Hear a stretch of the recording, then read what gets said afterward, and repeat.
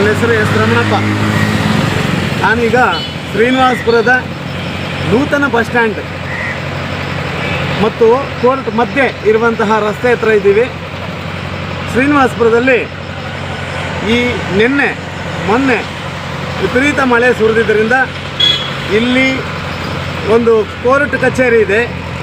ಶ್ರೀನಿವಾಸಪುರದಲ್ಲಿರುವಂಥ ಮುನ್ಸಿಪ್ court. ಈ ಕೋರ್ಟಲ್ಲಿ ನೀರು ನಿಂತಿರುವುದನ್ನು ಬಂದು ವೀಕ್ಷಿಸ್ತಾ ಇದ್ದೀವಿ. ಈ ಕೋರ್ಟ್ನ ಆವರಣ ಮತ್ತು ಇಲ್ಲಿ ಕಟ್ಟಿರುವಂಥ ಬಸ್ ಸ್ಟ್ಯಾಂಡ್ನ ಆವರಣ ಮತ್ತು ಆ ಕಡೆ ಇರುವಂಥ ರಸ್ತೆ, ಈ ಹಿಂದೆ ಒಂದು 30-40 ವರ್ಷಗಳ ಹಿಂದೆ ಇದೊಂದು ದೊಡ್ಡ ಕೆರೆ. ಈ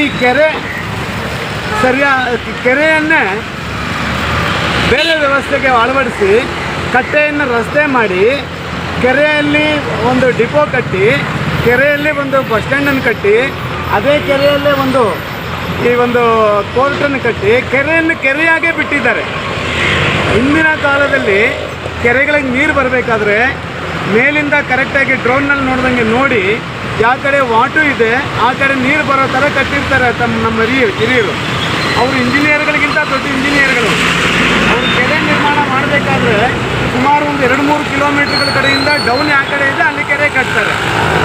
ಇವರು ಕೇವಲ ಕೆರೆ ಕಟ್ಟೆಯನ್ನು ಸದರ ಮಾಡಿಬಿಟ್ಟು ಬರೀ ಆ ಡೌನಲ್ಲಿ ಮನೆಗಳು ಕಟ್ಟಿಬಿಟ್ರೆ ಮಳೆ ವಿಪರೀತ ಬಂದಾಗ ಪ್ರಕೃತಿ ವಿಕೋಪ ಯಾವ ರೀತಿ ಅದರ ಮಹಿಮೆ ತೋರಿಸುತ್ತೆ ಅನ್ನೋದು ಇವತ್ತು ಗೊತ್ತಾಗ್ತಾ ಇದೆ. ಈ ಒಂದು ಸ್ಥಿತಿ ಕಟ್ಟುವಾಗಿರಲಿಲ್ವಾ ಅಧಿಕಾರಿಗಳಿಗೆ? ಕಟ್ಟುವಾಗ ಈ ರಾಜಕೀಯ ವ್ಯಕ್ತಿಗಳಿಗಿರಲಿಲ್ವಾ? ಕಟ್ಟುವಾಗ ಇದನ್ನು ಪ್ಲ್ಯಾನ್ ಮಾಡಿದಂಥ ಇಂಜಿನಿಯರ್ ಏನು ಮಣ್ಣು ತಿಂತಾ ಇದ್ನಾ? ಮೇಲಿಂದ ನೋಡಿ ಕರೆಕ್ಟಾಗಿ ಯಾವ ಕಡೆಯಿಂದ ಡೌನ್ ಇದೆ, ಯಾವ ಕಡೆಗೆ ಏನು ಮಾಡಬೇಕು, ಎಲ್ಲಿ ರಾಜಕಾಲುವೆ ಮಾಡಬೇಕು, ಆ ರಾಜಕಾಲುವೆ ಬಂದು ಆಗದಂತೆ ಯಾವ ರೀತಿ ನೋಡ್ಕೋಬೇಕು ಅನ್ನೋದು ಆತಂಗಿರಲಿಲ್ವಾ? ಇವಾಗಿರುವಂಥ ಆಡಳಿತ ವರ್ಗಕ್ಕಿಲ್ವಾ? ಈಗಿರುವಂಥ MLAಗಳಿಗೆ ಇಲ್ವಾ? ಅಥವಾ ಇದನ್ನು ನಿರ್ಮಾಣ ಮಾಡಿದಂಥ ಮಾಜಿ MLAಗಿಲ್ವಾ? ಇಲ್ಲಿರುವಂಥ ಮುನ್ಸಿಪಾಲಿಟಿ ಅಧಿಕಾರಿಗಳಿಗಿಲ್ವಾ? ಈ ರಸ್ತೆ ಬದಿಯಲ್ಲಿ ಹೋಟೆಲ್ಗಳಿಗೆ ಕೊಡೋದು, ಮತ್ತೊಂದು ಕೊಡೋದು, ಅವರು ಈ ಒಂದು ಕಾಲುವೆಗಳನ್ನು ಕ್ಲೋಸ್ ಮಾಡಿಸೋದು, ಇದನ್ನು ಅವರು ಹಾಕುವಂತಹ ಈ ಮಾಲಿನ್ಯ ವಸ್ತುಗಳನ್ನು, ಪೇಪರ್ಗಳನ್ನು ಅದು ಇದು ಹಾಕಿ ಇದು ಕ್ಲೋಸ್ ಆಗೋದು. ಮುನ್ಸಿಪಲ್ ಆಫೀಸ್ನವರು ಕ್ಲೀನ್ ಮಾಡೋದಿಲ್ಲ. ಆಮೇಲೆ ನೋಡಿ ಈಗ ರಸ್ತೆ ಮಾಡುವಾಗ ಇದನ್ನೇ ಕ್ಲೋಸ್ ಮಾಡಿಬಿಟ್ಟಿದ್ದಾರೆ, ಈ ಕಡೆಯಿಂದ ನೀರು ಹೋಗುವಂಥದ್ದು. ಈಗ JCB ಮಾಡ್ತಾ ಇದೆ ನೋಡಿ. ಈ ಕೆಲಸ ಅವಾಂತರ ಆದಮೇಲೆ, ತೊಂದರೆ ಆದಮೇಲೆ ಮಾಡ್ತಾರೆ. ಅದಕ್ಕೆ ಮೊದಲು ಇಂಜಿನಿಯರಿಂಗ್ ಮಾಡಿ ಅವ್ರಿಗೆ ಲಕ್ಷಗಟ್ಟಲೆ ಸಂಬಳ ಕೊಟ್ಕೊಂಡು ಅವ್ರಿಗೆ ಪರ್ಸೆಂಟೇಜ್ ಕೊಟ್ಕೊಂಡು ಅವ್ರೇನು ಮಾಡ್ತಾಯಿದ್ರು, ಇಲ್ಲಿ ನೀರು ಒಂದು ವೇಳೆ ಬಂದರೆ ನಿರ್ಮಾಣ ಮಾಡಿದ್ದೀರಿ ಬಿಡಿ, ಜನಕ್ಕೆ ಅನುಕೂಲ ಮಾಡಿದ್ದೀರಿ, ನೀರು ಬಂದರೆ ನೀರು ಆಚೆಗೆ ಹೋಗೋದಕ್ಕೆ ಆ ಇಂಜಿನಿಯರ್ ಏನು ಮಣ್ಣು ತಿಂತಾ ಇದ್ನಾ? ಆ ಇಂಜಿನಿಯರ್ ತಕ್ಕ ಜಾಸ್ತಿ ಆಗಬೇಕು. ಯಾವ ಥರ ಈ ಹಳ್ಳದಲ್ಲಿ ಕಟ್ಟಿದ, ಒಂದು ವೇಳೆ ಕೆರೆ ಅಂಗಣ ಇದು ಜಾಸ್ತಿ ಮಳೆ ಬಂದಾಗ ಈ ಮಳೆ ನೀರು ಇಲ್ಲಿ ಬರುತ್ತೆ. ಜಡ್ಜ್ ಮನೆ ಒಳಗೆ ನುಗ್ಗಿದೆ ನೋಡ್ರಿ, ಜಡ್ಜ್ ಮನೆ ಒಳಗೆ ನುಗ್ಗಿದೆ. ಜಡ್ಜು ಬೇರೆ ಕಡೆ ಇದ್ದಾರೆ ಟ್ರೈನಿಂಗ್ನಲ್ಲಿ ನೋಡಿ, ಅವ್ರ ಮನೆ ಒಳಗೆ ನೀರು ನುಗ್ಗಿದೆ. ಮತ್ತು ಆ ಕಡೆ ಕೋರ್ಟ್ ಒಳಗಡೆ ನುಗ್ಗಿದೆ. ಕೋರ್ಟ್ ಕೆಳಭಾಗದಲ್ಲಿ ಏನಾದರೂ ಫೈಲ್ಗಳೇನಾದರೂ ಇಟ್ಟೋಗಿದ್ರೆ, ಮೊನ್ನೆ ರಜಾ ಇತ್ತು, ಫೈಲ್ ಏನಾದರೂ ಕೆಳಭಾಗದಲ್ಲಿ ಇಟ್ಟೋಗಿದ್ರೆ ಎಂಥ ಕೇಸ್ ಇದೆಯೋ ಏನೋ ಆ ಫೈಲ್ಗಳೆಲ್ಲ ನೆಂದೋಗಿರುತ್ತೆ.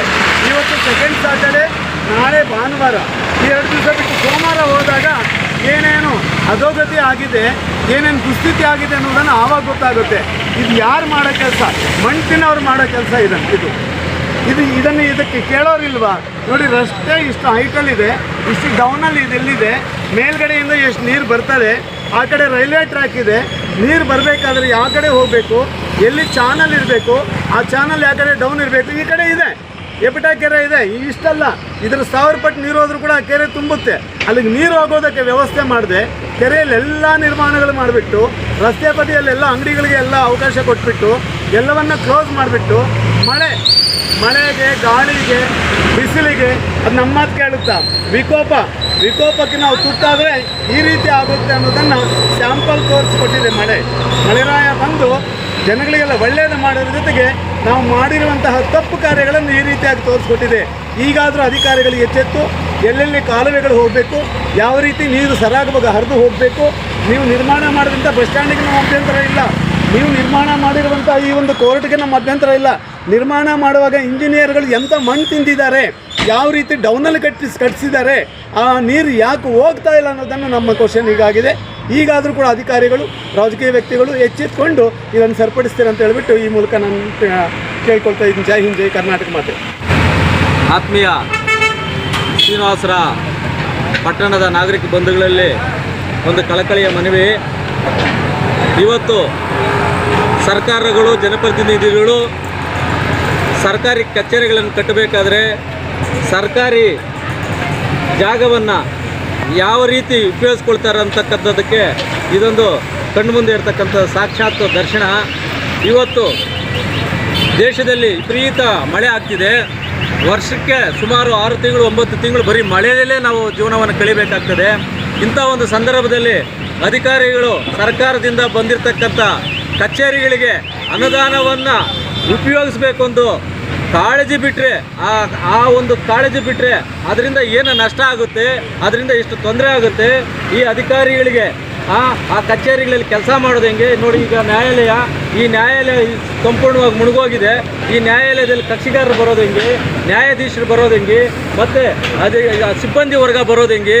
ಈ ರೀತಿ ಅಧಿಕಾರಿಗಳು ಈ ರೀತಿ ಅವೈಜ್ಞಾನಿಕವಾದ ಸರ್ಕಾರಿ ಜಮೀನುಗಳನ್ನು, ಕೆರೆ ಕುಂಟೆಗಳನ್ನು ಮುಚ್ಚಿ ಕಚೇರಿಗಳು ತೆರೆದು ಈ ರೀತಿ ಒಂದು ಅನಾಹುತಕ್ಕೆ ಈ ಸರ್ಕಾರಿ ಅಧಿಕಾರಿಗಳು ಮತ್ತು ಜನಪ್ರತಿನಿಧಿಗಳೇ ಕಾರಣ ಆಗ್ತಾರೆ.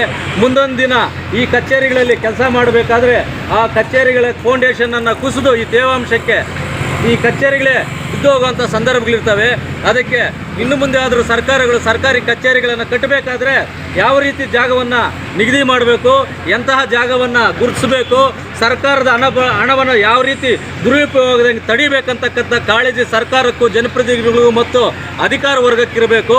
ಈ ಇನ್ನೊಬ್ಬಾದ್ರೂ ಈ ಅಧಿಕಾರಿ ವರ್ಗಗಳು ಸರ್ಕಾರಕ್ಕೆ ಒಂದು ಮಂಡನೆ ಮಾಡಬೇಕಾದ್ರೆ ಕಚೇರಿಗಳಿಗೆ ಸರಿಯಾದ ಜಾಗವನ್ನು ಗುರುತಿಸಿ ಅಂಥ ಜಾಗದಲ್ಲಿ ಡಿಪೋ ಆಗಲಿ, ಸರ್ಕಾರಿ ಕಚೇರಿಗಳಾಗಲಿ, ಹಾಸ್ಟೆಲ್ಗಳಾಗಲಿ, ಏನೇ ಆಗಲಿ ಮಾಡಬೇಕಂತೇಳಿ ನಾನು ಈ ಶ್ರೀನಿವಾಸರ ಪಟ್ಟಣದ ಜನತೆಯ ಪರವಾಗಿ ಸರ್ಕಾರವನ್ನು ಮತ್ತು ಜನಪ್ರತಿನಿಧಿಗಳನ್ನು ಮತ್ತು ಅಧಿಕಾರವನ್ನು ಎಚ್ಚರಿಸ್ತಕ್ಕಂಥ ಒಂದು ಕೆಲಸವನ್ನು ಈ ಮಾಧ್ಯಮ ಮುಖಾಂತರ ಮಾಡ್ತಾ ಇದ್ದೀನಿ.